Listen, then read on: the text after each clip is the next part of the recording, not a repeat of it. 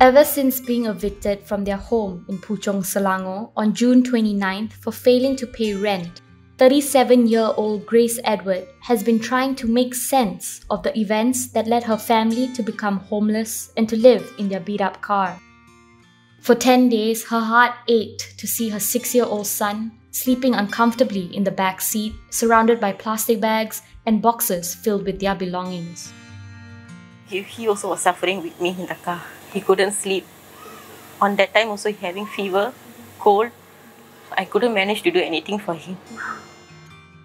She said her husband, Kumar Subramaniam, met with a motorcycle accident 2 years ago, and since then has been finding it increasingly difficult to work long hours.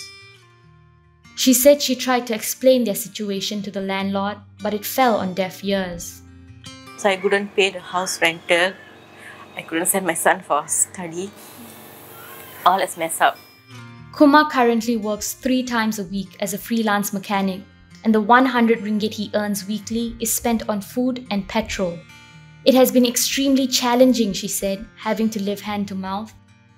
Daily, the family would stop at the nearest petrol station to clean themselves up and get some food before heading to the hospital to visit her mother, who suffers from several ailments.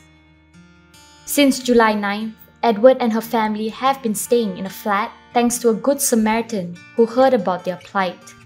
However, it's only a temporary measure as they are expected to move back into their car on Wednesday. Edward said they hope to find a house in Puchong.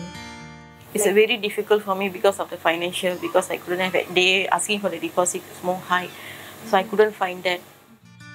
Edward and her husband are seeking financial assistance, clothing and support in order to send their young son to school. Asked about her long-term plans, Edward said once her family has secured a place to stay, she hopes to start a homemade nasi lemak business online. If you wish to make a donation to help Grace Edward and her family, send a WhatsApp message to FMT's Helpline at 019 3899 839.